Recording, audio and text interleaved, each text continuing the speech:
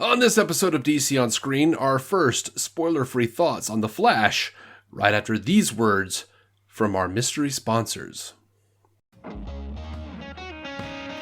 Welcome into DC On Screen, the podcast bringing you news and reviews from the DC Comics multiverse on film and television. I am your host, David C. Robertson.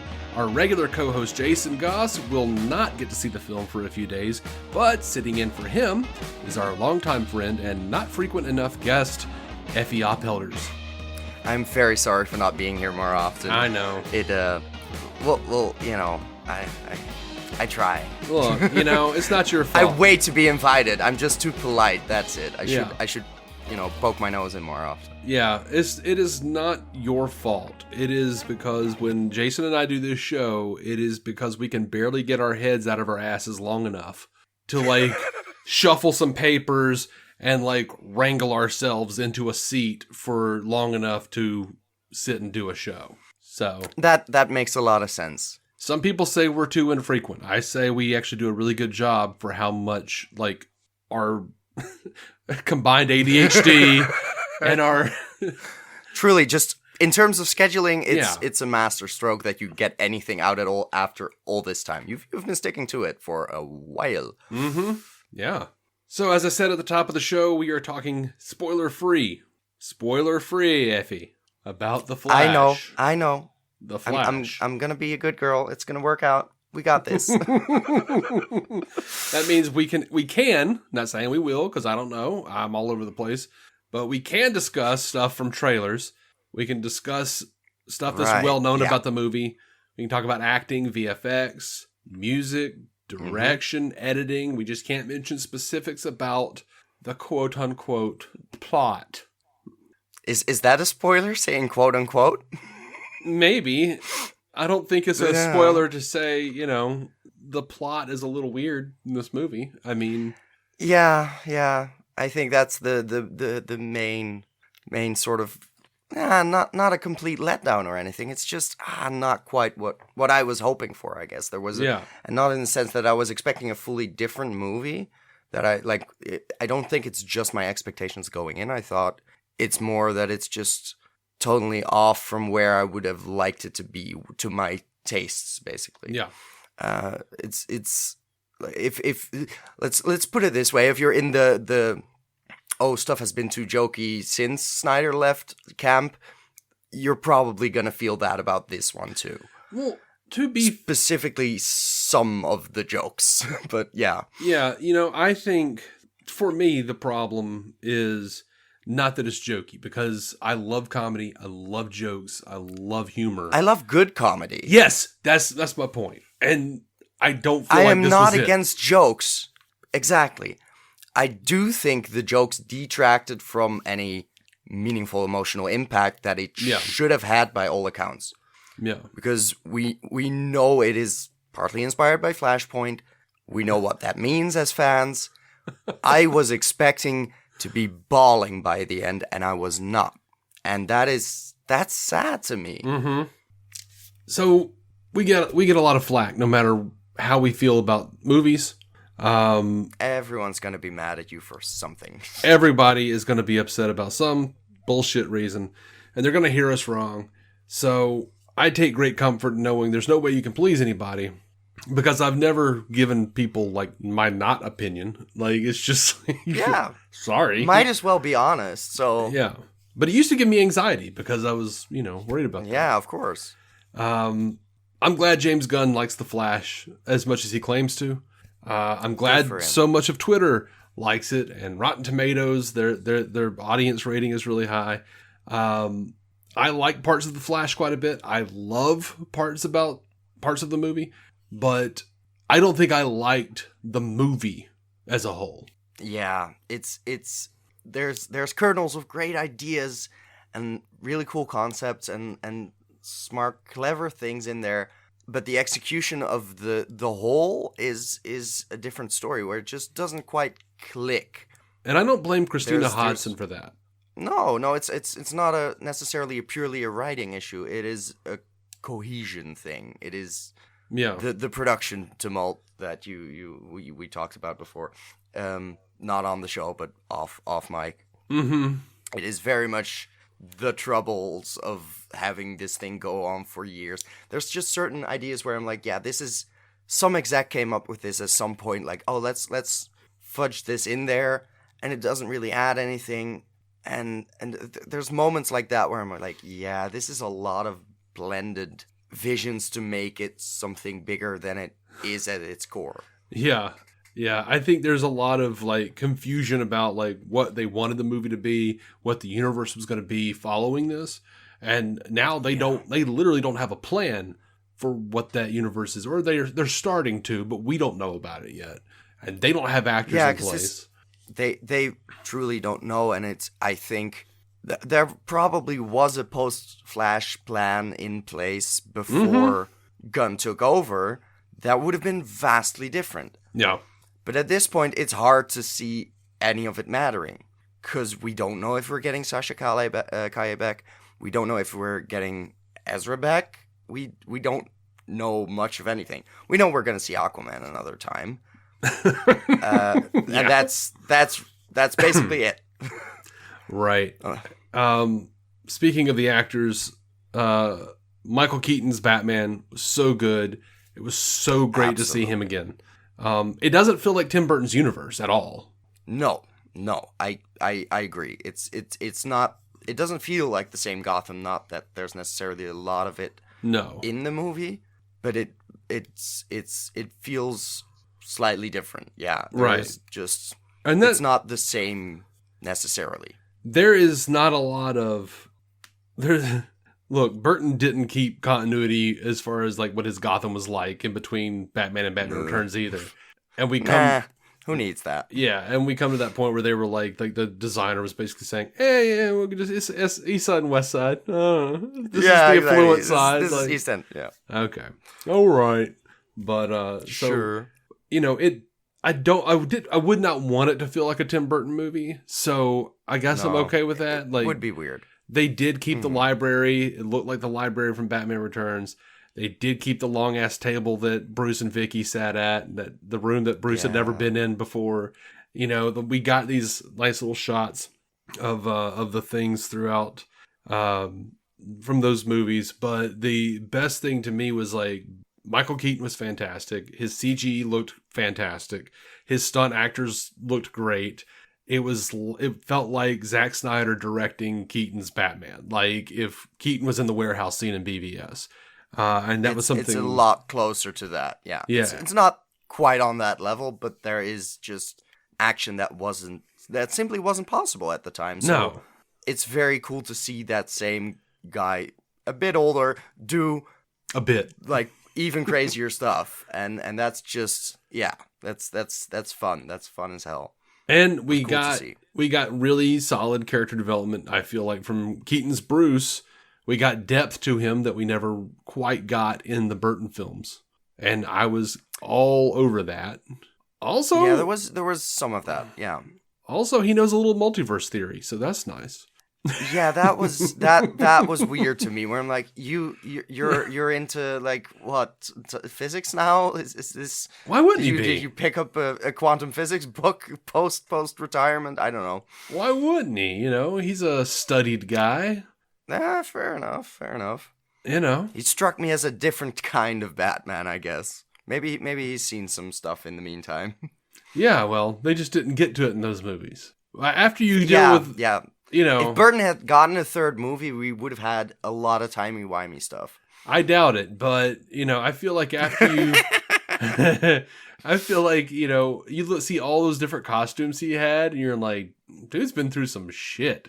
All those books, there's got to be something in there. There's got to be some Stephen Hawking in there. There's, you know... Sure. I mean, but I own a lot of books. I just haven't read most of them, so... But let's assume he's read his library. Well, he's alone. He's a shut-in, and you know that's fair. You know, he has nothing to do. And you think about it, and I would have loved a line about this, but you can assume, you know, if he's this lonely billionaire sitting around in his friggin' mansion, he's thinking like, maybe there's a universe where my parents lived. Maybe I can make a machine and go over there. You know, like he's thinking about all this weird shit. And I don't know about you, but just like if I had encountered a monster penguin man in the sewers, I would have at the very least started... Anything's on the table, yeah. You know, he probably started listening to Coast to Coast. Maybe some of this shit is real. Like, he started, like, listening to, like, all of, like, the supernatural podcasts, UFOs, multiverse. Like, he was just like... I don't know. Maybe something. I don't know. It's a fun headcanon, and that's what we're sticking to. Like you were talking about Sasha Kaye, her Supergirl was on point. She was fantastic. I loved every second she was on screen. I would love for there to have been more seconds, but I hope she sticks around. That's a big question mark, but it would be lovely to see more of her. Yeah, she was amazing, and we didn't get nearly enough of her. And let's see, Ezra was fine as normal Barry. Obnoxious as shit, and I don't know if that was their intention, but the second Barry was awful, and he basically laughed like... I mean, he acted like Pauly Shore, and he laughed like freaking Vince Vaughn from that awful movie. It's not an awful movie. It's a really good movie. It's the Get Shorty sequel. I can't remember what it was called, but he's just like, like it's, it's so much. Yeah, and there are story reasons for that we can't get into to keep it sort of spoiler free, but it makes some semblance of sense, but there is just a point where it gets to be too annoying for you as an audience member to have trouble buying in, because there is they do hang a lantern on it at some point where they make clear, like, we know the second Barry is an abrasive person and gets to be very tiresome to sit through, also for people around him, which is it makes sense, but it doesn't solve the issue. Right. Just just saying we know they're unlikable. You're not quite. Yeah. The hung lantern, it wasn't worth the possibility that Barry, the primary Barry, could have grown from not being quite as obnoxious. Like, yeah. Oh my God. But you know what? There's absolutely nothing here that makes me think we wouldn't have been fine if Ezra had been recast. I feel like the truth is they didn't fire Ezra because they had already shot too much of the movie. It would have cost too much. I'm pretty sure. Yeah, exactly. It would have been a Justice League situation in type of budget, and as we know, WB does not have budget. Right. Not anymore. No, that's gone. So, I mean, and that's the killer. That's the thing that kills me, dude, because, like, Ezra Miller is a fantastic actor. They are. They're such, like, I've seen them in like, we need to talk about Kevin. Yes. And what am I thinking of? Even Perks of Being a Wallflower. Yes. They're so good. They can act. Mm-hmm. But also, Zack Snyder's Justice League. If they're not, sure. I felt that was a given. But if they're not given something, like, enough to work with, and that's weird to say given that it's an entire movie full of them doing their thing, I feel like they start making a bit more extreme choices to be like, oh, let's do something quirky to have some acting in my veins again, you know? It's like, I feel like Andy Muschietti should do the old trick Nick Meyer pulled on William Shatner for Star Trek VI, where Shatner was overacting, as he always does, and he's just going over and over and over. And he just kept making him do the scene over and over and over until he was so tired that he was... Wear them out. Yeah. He was really understated. And then he was like, I think we got it. and here we are. This is it. Yeah. There's just some bigger choices where I'm like, Ezra, you didn't need to quite go there, but also I get it to an extent where I do get that sense of, like, if it's so heavy on the comedy and it's not all great comedy, then of course you're gonna try and make it funnier by acting the hell out of it. Yeah. And it doesn't always work, but it is very obvious that's sort of what I feel happened there in some places where it's just, okay, you're trying hard. Yeah. Folks who weren't trying hard, Ron Livingston as Henry Allen. Man, what was he doing? I do not know why they cast that man. He was honestly it's an empty role, but also there was it shouldn't have been an empty role. There was nothing for him to do. I have felt so much more for Henry Allen in just the scenes we get in Justice League, in Snyder's Justice League. Even the Justice League, it was better. Even there, yeah, because they used some of the same footage, but yeah,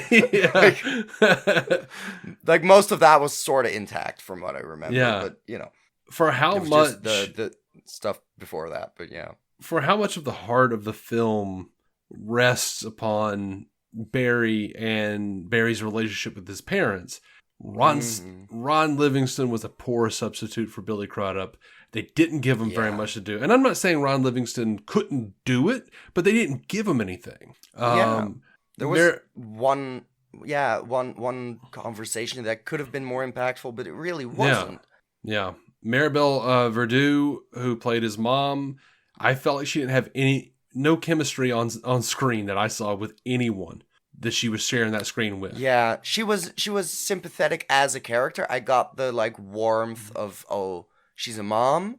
Mm-hmm. But at the same time, it was hard to buy into, and it also the accent sort of made me question. Okay, so are we sort of like is this version of Barry sort of mixed with something Hispanic? I don't know where she's from, or I was just slightly confused by that choice because it feels like representation for the sake of it that doesn't really reflect on her literal offspring. Well, to me, Ezra looks, of questionable ethnicity. Sure. Like, to me, like that, this version of Barry doesn't quite look like a white guy, but... No, but I always felt that was explained enough by the Jewishness. Yeah. Yeah. So I would have expected a Jewish mom to not un-Jew his character. I don't, yeah. I mean, I guess Henry could be Jewish.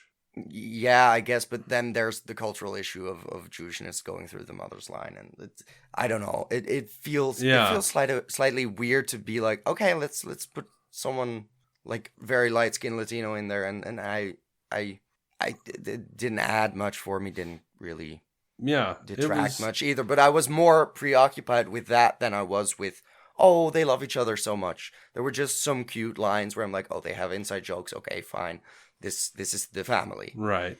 But I should have been bawling by the end. I should have really been distraught at what happens to his mom. Mm-hmm. But I really couldn't. I didn't care myself. Like I couldn't bring myself to care enough. And I am not that hard to like make cry in a movie. No. I cry plenty. I am that scene happens often enough. Yeah, I'm that scene in Dumb and Dumber where they're like weeping at the movie and it turns out to be an AT&T commercial. Like it's just a phone commercial. Like, why are you crying? That's me. It's like, beautiful. I'm like sitting there going like, they had to go off to college and the parents don't want them to go. Yeah, and yeah, without getting into spoilers, there's just many of those points where it's like, oh, I know I'm supposed to feel emotional about this. But I'm still sort of weirded out by some of the things that happened beforehand. I'm not in that moment. Yeah. And that just sort of saddens me that I couldn't enjoy it as much as I'd hoped, that there wasn't that impact that hitting home for me. Yeah. I get it. Like, yeah. I didn't, whenever they were doing, as far as like music is concerned, and I feel like music is a lot of like what makes us feel things. Yeah. It tells us to feel something. Right. And then the movie fills in the rest. Yeah. I did not feel connected to this score until they were doing the Danny Elfman Batman theme. Every other time, it just felt like staticky, like stuff. It was, it didn't stand out to me. It was in the background for me. And then it came forward when there was, oh, this is Elfman. And then, I honestly didn't notice the score until the credits where I think it was the run track or something, which is like nice and speedy, and you're like, oh, Flash. But also, I should have had that feeling during the movie. Yeah. So without getting into spoilers, it's going to be tough. Mm-hmm. This is going to be really tough. Yeah. I've seen a lot of people say, movie was great, except for the shitty VFX. And then like it's so bad, in fact, that Andy Muschietti actually came out and said that like, oh yeah, it looks off, but that's on purpose because when Barry's in his like Speed Force, it's through his perspective. Everything looks kind of weird. Yeah, light and textures, and it's like, no, like that's patently false because there's plenty of shots looking in at Barry, not looking out through his perspective. So there is nothing to blur the texture in that context that I cannot describe because no spoilers. Right. There's so many shots from outside of that barrier. Like no, it's not an excuse. It is just very uncanny valley. It is like, I'm sure this movie had a monster budget. I'm also sure they spent it poorly because it does not show. It looks like half an animated movie, and it's not a good animated movie. Right. And, look. It is very CG heavy, and I just want to go watch Across the Spider-Verse again. This is a big problem, and there have been lots of articles about it, and I'm not even saying it's completely on the VFX people. The fact is, between Marvel and DC, they're the two big ones. Overworked. They are overworking the shit out of the VFX artists and underpaying them and giving them zero time to fix things. Like, they want to shoot everything on a green screen and be like, fix it in post, fix it in post, fix it in post. Y'all fill it in. Here's Ezra with mocap on. Fix it in post. Like, just make his body do stuff, and like that's never gonna work. So, because there are many shots throughout as well where it's just, this feels like Ezra's face on a dummy instead of Ezra on a fucking treadmill, which it was in Justice League, from what I understand. Which means they have that machine somewhere. Yep. They should be able to use it. There are shots in this movie that look 10 times worse than any CG suit that Ryan Reynolds ever had. That is absolutely fair. And there is some really great CG in this movie too. Like all the stuff with Batman, with the Bat Wing looks dope as shit, dude. Yeah. But then there's plenty of good ones, but there's just some really awkward much bad looks. So much bad, and so many where I'm like, you could have just used footage for this. You could have just made this more 2D for all I care, but why are they like Polar Express puppets? It just looks off. It's like for no good reason. Yeah, and then that's also like part of of the problem when we get to like the I don't think it's a spoiler to say there are cameos in this movie. I don't think so either. I think everyone is expecting cameos. Yeah, I won't say what cameos. Exactly. There's cameos I did not expect. Did I need them? No, I didn't need most of them either. Because they didn't add to the stakes, really. They didn't. They were just, look at who we've got here. It's blank. You haven't seen blank in blank years. And it's yeah. It was like a weird Uncanny Valley cameo wax museum. They didn't look real. And they weren't. No, they definitely weren't. No, they definitely weren't.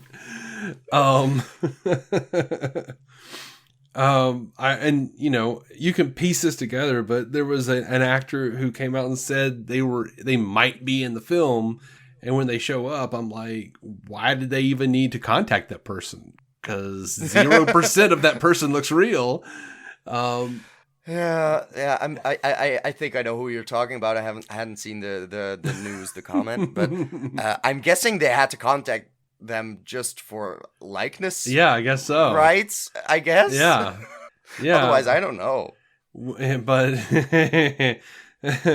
yeah, it's not even just the cameos. It's like and I am not picky to please with VFX. I'm just not. I'm an old school, Star Trek and Doctor Who fan. I don't give a shit.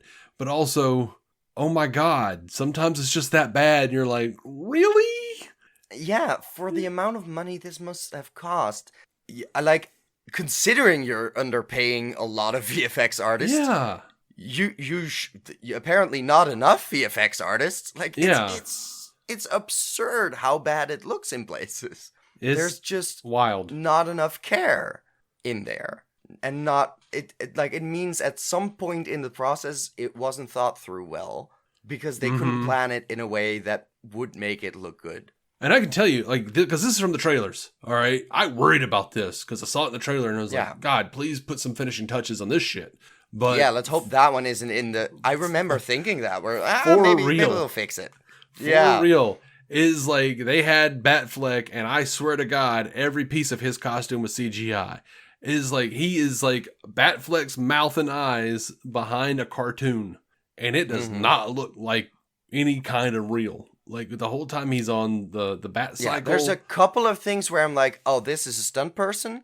And then there's indeed the cycle that's just doing its thing. Well, yeah, and that was what was weird is because, like, I was watching this, and I was watching the whole sequence with the bat cycle, as they showed in trailers, and I'm sitting there going, like, I could have sworn I saw behind-the-scenes footage of a stunt guy on a motorcycle. Yeah. Why is this all CG? Why does this look so bad? Yeah, like it bugged me just as much with Ezra in that same sequence where, it's a face on a sort of digital Muppet. It doesn't quite look right. Like the body is attached to the neck and the face. It's just, it doesn't quite work. And I could sort of forgive it more in Batman's case, but I feel like that's also the moments where he was in a practical suit. I also felt the cowl was off. Like, so I was like, this is not the right face design in general for your head. So it looks off regardless of whether it's real or not. I guess that was where I was not as bothered with Batfleck, because I was generally bothered by Batfleck. Yeah. It was because we've seen the costume in the trailers. There's the attachment things, the belt stuff on the extra armor. It looks weird. I'm sorry. It's not necessary. It's like that weird honeycomb looking kind of thing. Yeah. Yeah.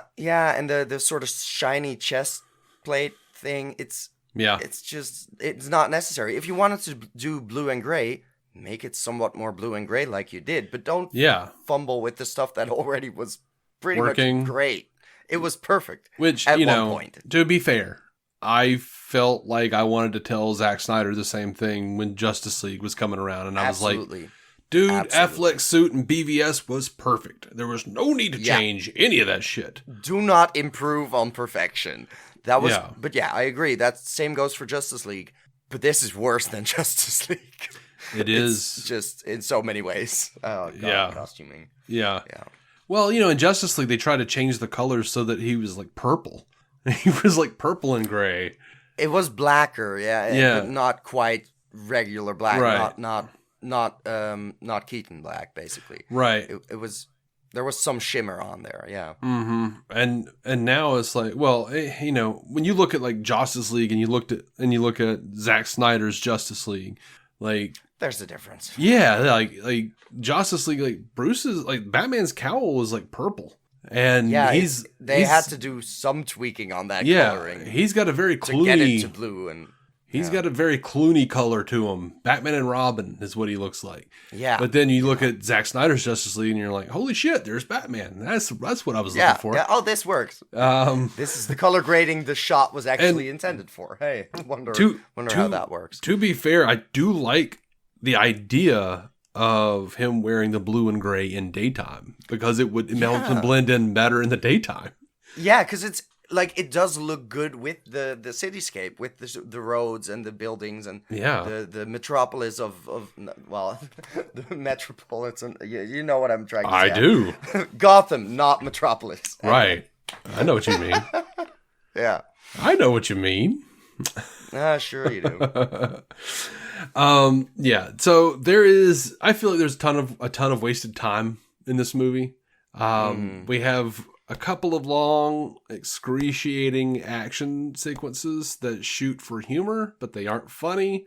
I'll just say babies. Yeah.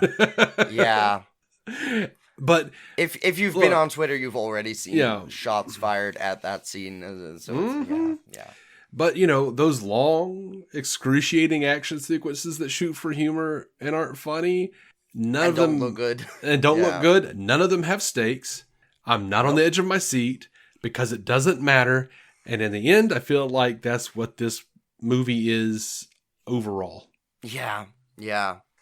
There is no conclusion where you're like, oh, this made it all worth it. It just sort of ends. Mm-hmm. And in terms of that action, it's very much that same problem of I'm just being like, these physics do not necessarily make sense. And if I'm starting to think about that stuff, that means you're not gripping me with the material itself. Yeah. I'm not gonna bitch about physics. I was the guy over here. When people were giving shit to the CW Flash, I was like, look, there's plenty of reasons to give shit to the CW Flash at this point. We're not writing, yeah. Yeah, like I am not gonna start bitching about the fact that he's using a lightning bolt as a lightsaber. None of the other shit made sense either. No, exactly. Like, no. If you want to shoot lightning bolts or that's fine. That's not the issue. I'm just in terms of there's a short explanation given for what happens with certain costumes or friction or moving people through the Speed Force. Mm-hmm. I don't think that's consistent. I feel like some people should have snapped in half or been very, very nauseous just from moving that fast. I don't know. It feels inconsistent in places. Well, in this movie, he didn't he said you can't move them that fast. And then you can move them slowly, but not as slowly as in Justice League. Right. I'd have to go back and watch Zack Snyder's Justice League again. So like the car crash scene with Iris West, basically. Yeah, but I feel like there's that has set my expectation for that's how he has to move someone through the Speed Force. Yeah. Then moving into this it gets me in the headspace of that feels like you took some shortcuts there because it needs to move quicker or look smoother. Mm-hmm. Or just it's just let's not overthink it. Let's be easy about it. And I don't like the easy route. Well, there was an element of this movie where it did showcase him very easily, just moving objects and whatnot out of people's paths and changing objects so that we've seen. That's cool. Yeah, that's all cool. That's the whole bing to the sword and handing it to Wonder Woman, that moment. Yeah, right. And then I do love in Justice League. I mean, just in case anyone was thinking the same moment wasn't. Yeah, no. And then I do love that when Second Barry does move someone, they just vomit violently. So yeah, but I feel like that should have happened sooner in the movie as well, because I don't feel like Ezra was or Barry 1 was fully as careful. He didn't seem that much less careful than the other Barry. So, but he might have been moving at that point, but he's more. He might have been moving at a different speed, but it looks the same. And he might have been going ways slightly around it. Yeah, he had a specific version of that he was like, you can't go faster than X or whatever. Yeah. Anyway, I can't think. Do we have anything else to talk about? Really? Without getting into spoilers, let me think. We've talked about the VFX. We've talked about that. It's gonna be interesting to see where it goes from here. But I feel like this one was very stuck still in the Hamadaverse plan version of the universe, and doesn't quite work as the reset button you would want to get a full reboot for Gunn, especially since there are still movies in between before any of that gets started. Yep.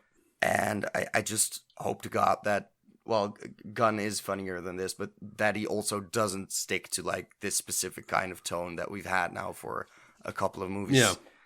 And this one is just more egregious in some ways. Did you listen to James Gunn on Michael Rosenbaum's Inside of You podcast? No, don't think I got to that. It's the latest episode. Gunn is saying all the right things for me. He is talking about like how he thinks that Marvel and DC both should vary in tone more than they do. That like, you know, the tone shouldn't always be comedic. You know, it shouldn't always be like, it shouldn't be dictated by the company. It should be dictated by the story or the characters or does it fit? Yep. And that's all the stuff he's saying. Like, everything he's saying is stuff I'm jiving with. So, yeah, no, I agree. I just hope he follows through. I hope he's able to pull that off without having some sort of pushback from other influences within the company or some shit. Based on what he's saying, there are no other influences. He is the influence. That's true. He is just reporting to Zaslav, and that's it. That's fair. So I hope he can stick to that path and follow that through. Because he is saying the right things for me as well, where I'm like, yeah, let's give the writers some more importance. Let's focus on good storytelling. Let's, you know, work with characters we have been sort of abandoning in favor of trying to build something up that that hasn't found a tone that works in years, and it's just I hope it solves a lot of the sort of sad state of affairs we're currently still in. Yeah, and one of the interesting things he talked about, because Rosenbaum asked him about superhero fatigue. And he was like, I'm not going to name names on which movies I'm talking about, but I think there's not superhero movie fatigue. There is lazy fatigue. Yeah. Like, people are getting, like, they're sophisticated and more sophisticated than we care to admit. And people are tired of seeing movies that don't matter. They don't want to see the formula. They don't want to see, he's like, there's like movies that I've seen that like I see the third act and I'm just like, that was fucking lazy. That was awful. Like, it's just, you know, whiz, boom, kapow bullshit that, like, why are they doing these things? What's the motive? Like, is there a compelling story here? Or is it just, hey, we have a superhero, let's make a movie? Yeah, and I feel like that, especially with Marvel lately, it also has been that where Ant-Man is just a prime example of, we're doing an entire movie to show you at the end where we're going next. Because the rest of it does not fucking matter. And that's what people get tired of. The fatigue is very much what I'm experiencing as well, where it's, I don't feel stakes or importance or that this is going anywhere or that even this installment had enough to say. And I think there's a version of The Flash possible where where there was a lot to say. And I don't think it's this. And that's just disappointing in so many ways where it's like, yeah, but you grabbed Flashpoint. Like, if you had... Like, they adapted it to animation for crying out loud in, like, half the time. And that was probably a stronger story still because it was more faithful. Yeah. Which is just... That's just... So it's just it's I'm running out of synonyms. Yeah, I have a question for you before we wrap. Yeah. Do you? And this is for all the people who tuned in for the spoiler-free shit because they haven't seen the movie yet. Do you think this movie is worth seeing in theaters? That depends entirely on how because you're basically it depends on your wallet is what I was trying to say. I'm not going to see it like 3 times. I haven't done that in a long time for a movie. No. I did that in the BVS days, basically, and Suicide Squad and stuff like that. I even did it for Justice League because I had to reconfirm that, like, I was very confused by Josh's and the mix of influences. So I had to rewatch it and be like, is this good? And then, admit to myself that I didn't like it. Yeah. But this is a single watch for me. It's just, if you're spoiler averse, which might be the case since you're listening to this, go see it because Twitter is a mess. If you're going online, you're gonna get spoiled. There is so much out there, especially in terms of the cameos, but also in terms of plot and deaths and everything that happens.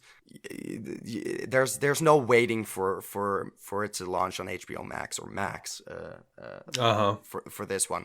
That's gonna take too long, and everything's gonna be out there. Okay. And if you're listening to this, you're probably going to see it anyway. Like, how many DC On Screen listeners are going to be, I mean, I'm a fan, but I don't know if I'm going to see this movie unless it's really good. Like, yeah. At that point, it has to be a wallet situation. You know what? Like, we actually, like, quite a few of the people who talk to me will be like, oh, yeah, listen to y'all's review. They'll listen to the spoiler review. They don't care. And I was like, yeah, I talked to you. Yeah. I listened to what you guys said about it before I decided to go to the movie. I'm like, okay. So you listen to the spoilers? Okay. And they're like, yeah, I don't care about that. I just want to know if it was good or not. Okay. We've got a lot of people like that. So sure. I'm going to say for me, you know, and remember, I was the guy that said, go check out Fury of the Gods in theaters. I don't think this is worth it. I don't. Ooh, that's harsh. Because I had issues with Fury of the Gods as well. Yeah. And I think this is Me too. more grand scale thing. Yeah. To go see. This is a more grand scale failure though too, because like absolutely, yeah, it falls short of its aspirations because it is more ambitious. Yeah, maybe it won't. Maybe it'll look better on your TV than all the really shitty VFX like blown up. Like seeing this in IMAX, not worth it. Go to a cheap screening. Don't see it in 3D, 4DX, whatever. That's not necessary. Plus, you know, if you wait until you can get it home or get it at home, you can pause it every 10 or 15 minutes when you've just had enough of hearing Barry number 2 laugh. You can freeze frame the weird VFX as well, which is just a perk, I'd say. Yeah. There's gonna be memes for a couple years that are gonna be Mustache Gate related levels of weirdness. And I cannot wait for that. I can't envision ever watching this movie again. Ever. I will eventually, probably. Yeah. But it's not high on the priority list. There's movies I've seen more often that I'll see before this one. Yeah. And God, they wasted Kiersey Clemons. Like, what are y'all doing? We didn't even talk about her yet. And Zod, same thing. It's he was plot device, but Kiersey Clemons had nothing to do. Yeah. Zod basically. Like, I appreciate the interviews. Yeah, I appreciate the interviews where Shannon was like, "Yeah, I asked Zach." But I also really understand that one interview where he was like, yeah, I mean, Man of Steel was a character piece and I had stuff to do as an actor, so this wasn't as interesting. And I'm like, yeah, I can see that. I can tell why you would say that. And it was funny because the interviews kind of went in sequence of, well, before I did this, I asked Zach and made sure I got his blessing. And then it turned to, well, you know, I don't have that much to do in this one, but it's not about Zod. I'm there as a foil. And then, like, by the end of his cycle, he was just like, I don't understand these multiverse movies. It's basically people playing with action figures. Smash them together. Yeah. Damn, Shannon, tell us what you really think. And I feel that's what it is, because Zach is a nice guy and probably would have said yes. Whatever. Like, he didn't read the script. He didn't say, oh, yeah, you can use Zod for this. No, that's not how any of it works. Yeah, no. Zach was just like, yeah, go do whatever. Thank you for asking, you know? Yeah, Zach's like, yeah, girl, get your money. Yeah, exactly. Get a paycheck for showing up for a couple days. Yeah. Yeah. So, yeah, I mean, I am shocking myself, and I sincerely hope that Jason can talk me out of some of these opinions. Because I'm usually mayhaps I'm usually a little more down on it, and Jason's a little too happy about it, and then you sort of meet in the middle, But I was also not expecting for you to be more down on it than I would be, because I'm still like, yeah, go see it, go think for yourself, but also, it's not great, but also there are things I wasn't as actively annoyed by as you were, and I am. It's very much one of those. Yeah, I want to give it like 3 stars on Letterboxd, but I'm not gonna give it the heart because I didn't enjoy it that much. Yeah, I haven't even been able to bring myself to consider what I would give it as far as a rating on Letterboxd. Like, I just feel, for me, I can't in good conscience recommend people going to see it, paying full price anyway to go see it at the theater. I would say it. Look, if you just have to see it and don't want to be spoiled and think maybe I'm being too harsh and Effie's being too harsh, go to a matinee. Pay $8 instead of 20. Whatever it is. Perfectly fine. Yeah. Yeah. Don't buy a bunch of snacks and be like, this is going to be the evening of my life, because it's probably not going to be. Go get, I don't know, bring you a purse or a man purse, satchel, whatever you tell yourself it is. I had a family member making fun of my satchel thing, and they were like, "Oh, it's a purse," and I'm like, It is a bag that I keep shit in. I don't care if you call it a purse. I'll call it a purse. I don't give a damn. The only problem is it's not a fucking purse. Fanny pack. It's not a purse. It's not big enough.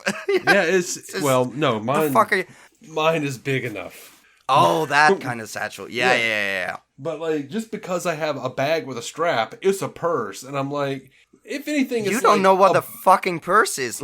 Are you?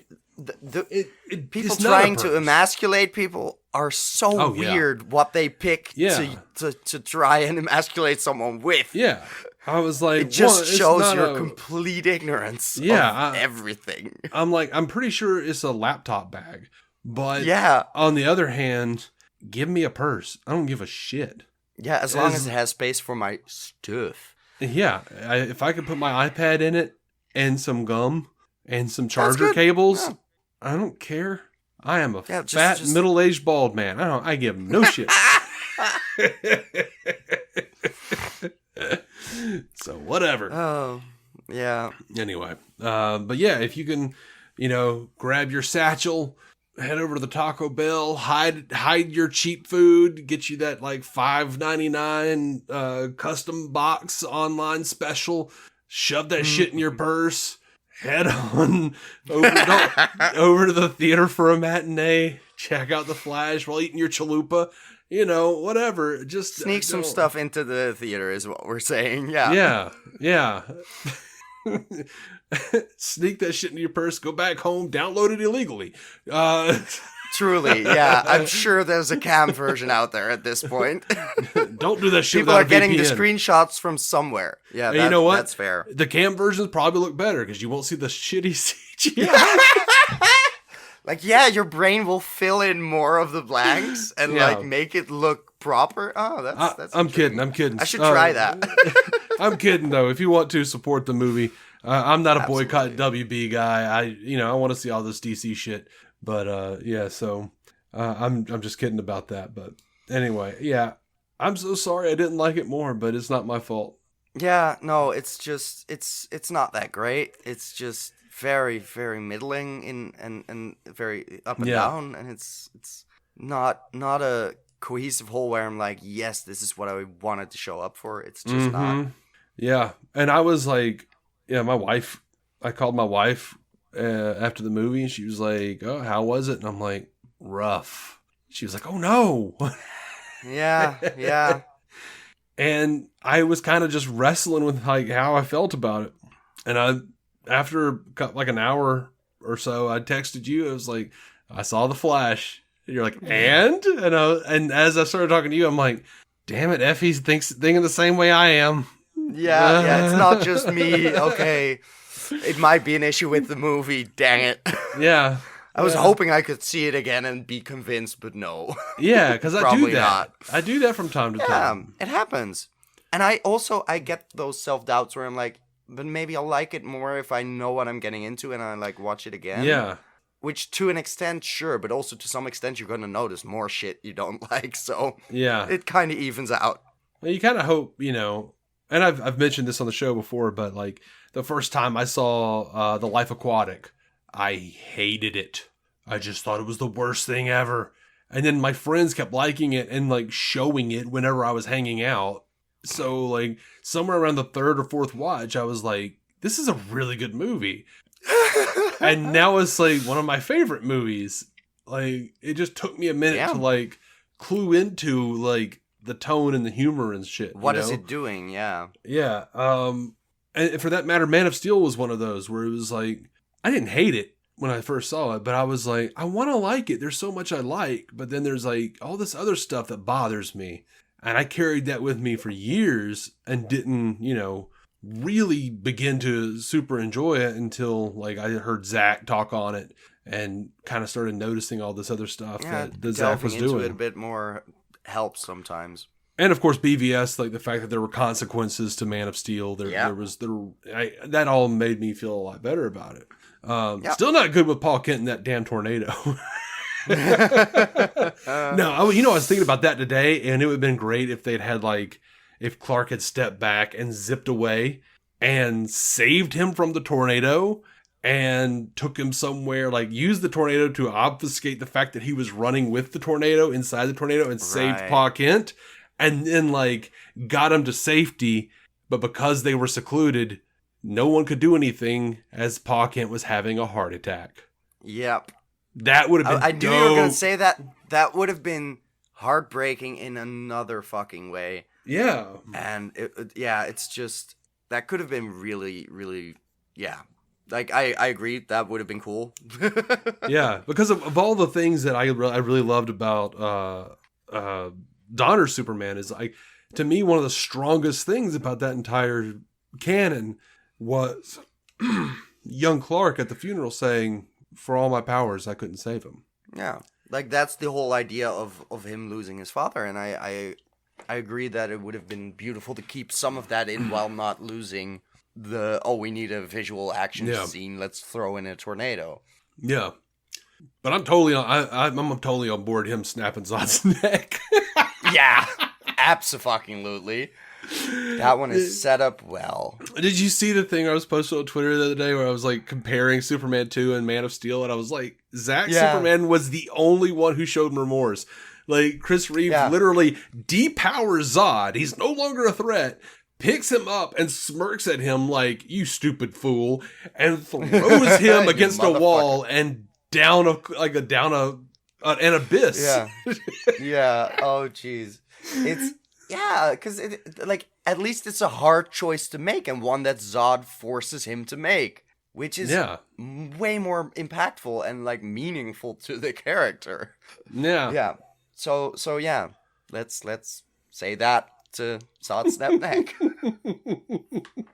Anyway, I think I'm gonna call it. You good? Yeah, with that? Yeah. We're no longer in actually talking about the Flash territory, so I think we're good. All right. I do think the Flash is worth seeing, just at a matinee, or maybe wait till it comes out if you don't care about spoilers, because I will It's not Endgame. It's good. It's fine. I'll buy the Blu-ray at some point. The only Blu-ray I'll probably never. Well, I don't even know if it's cheap enough. I'll get Wonder Woman 1984. But I recently saw. I got an alert Thor: Love and Thunder went down in price, and I was like, not low enough, bitch. But I do think I own Wonder Woman as well. Eventually, I think I got it from someone. Yeah, 84, where it's not completionism. It's gonna get me every time. Yeah, I like Love and Thunder. I like it more. I know you like it better than I did. No, I hated that a lot more than I did this. So. Yeah. You know what? The way I cried at the end of Love and Thunder is the way I wish I'd cried in The Flash. When I'm like... That's fair. They called him Love and Thunder, and his Thor's a daddy now. Oh my God. That was... Yeah. And Did not quite get there personally, but I can see I don't know. I was feeling it for some reason. Well, I mean, it was as good as an AT&T commercial. At least. No. Thank you guys. I haven't seen many of those, but thank you guys so much for listening to us rattle about this movie. I hope we didn't spoil anything for you that you cared about. And Jason and I will be around in the next few days, 3 or 4 days, with our spoiler-filled review. And I don't know. I'll try to get you on with us to do the spoiler-filled review if you'd like. I might be free. We'll see. Yeah, we'll see. It's largely dependent on what Jason's willing to do and what you're willing to do, because you're in Netherlands and I'm in Alabama. It's a different time zone. Yeah. Yeah, you're 7 hours ahead of me. Your schedule is weird, but Jason might have an actual bedtime, so. He does. He does. Yeah, it's when the tequila kicks in. Is basically that's bedtime. No, right, yeah, right. no, I'm kidding mostly. As if the listeners can't that's hear not him. Slander, friends. No, as if the listeners can't hear him opening and pouring the tequila on every episode. Now I feel like I should have noticed this, but then again, I can't truly tell what he's pouring. So yeah, you know what? There was a time where like I used to like take a clip of him like opening the bottle and pouring, and like I would make it way louder just because I thought it was funny. Of course, that's good. But yeah, DCOnscreen.com for every episode. You could find us on Twitter at DC On Screen, Instagram at DC On Screen. We're on Facebook. Patreon.com/DC On Screen if you want to get these episodes ad free. Effie is a patron, and I am paying for the content. I am also in. Yeah, but. Now it just seems messed up that I have you on. But... I'm just a very supportive friend. yes, you're a great friend. So, I was gonna be like, for $5 a month, you too can be a good friend. I was gonna be like, you see what happens when you become a $5 patron? Sometimes I'll let you on. Yeah. Sometimes I'll bring you on for a chatty chat. Anyway, look, I in preparation for The Flash, I got a copy of the Sam Hamm graphic novel Batman 89 that continues the series. So I'm going to talk about that on Patreon. Maybe with Jason. Hopefully with Jason. I think he agreed to that.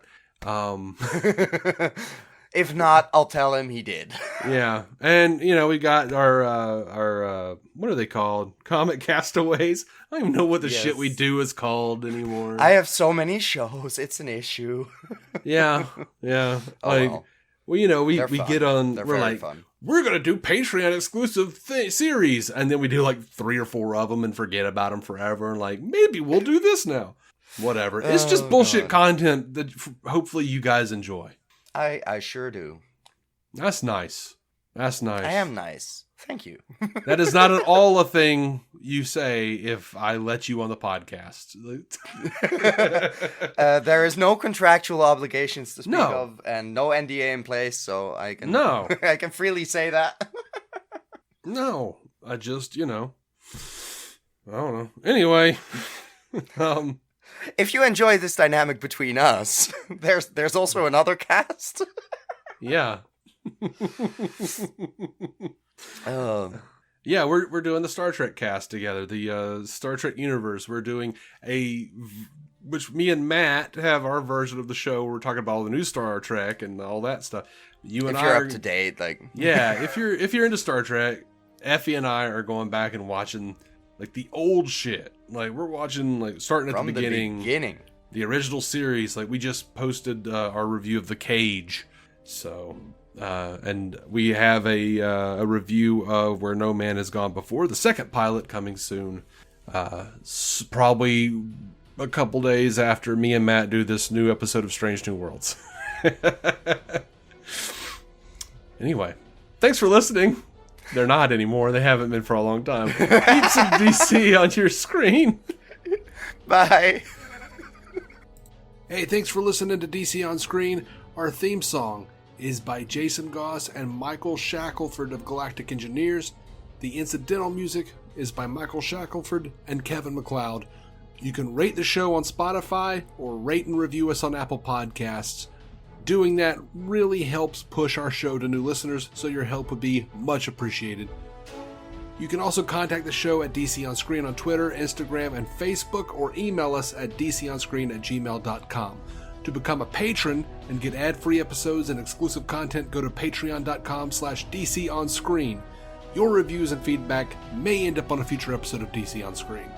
DC On Screen is a production of Maladjusted.tv in association with Stranded Panda. If you haven't already, please be sure to subscribe on Apple Podcasts, Spotify, or whatever damn platform you use.